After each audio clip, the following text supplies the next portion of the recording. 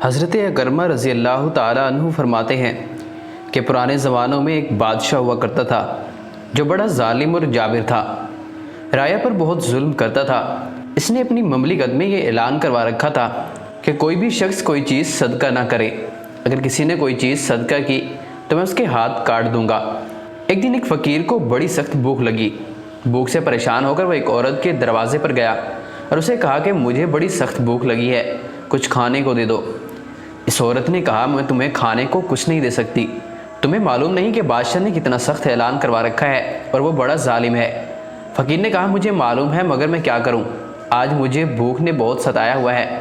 اور پھر فقیر نے اس عورت کی منتیں کرنا شروع کر دی، حتیٰ کہ اس عورت کا دل پگھل گیا اور اس نے کہا اچھا ٹھیک ہے، میں تمہیں کھانا کھلا دیتی ہوں، بادشاہ جو کرے گا دیکھ لیں گے۔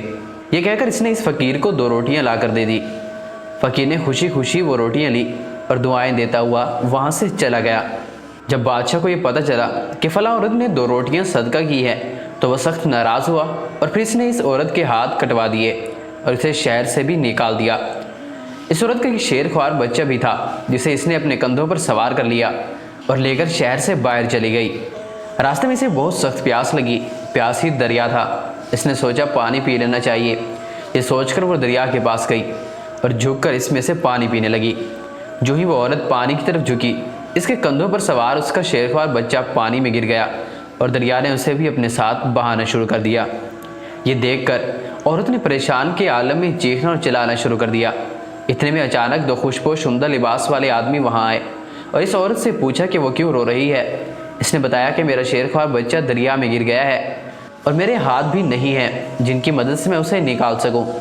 عورت کی یہ بات سن کر ان میں سے ایک نے دریا میں غوطہ لگایا اور تھوڑی دیر بعد ہاتھ میں ننھے منھے بچے کو اٹھائے واپس باہر نکل آیا۔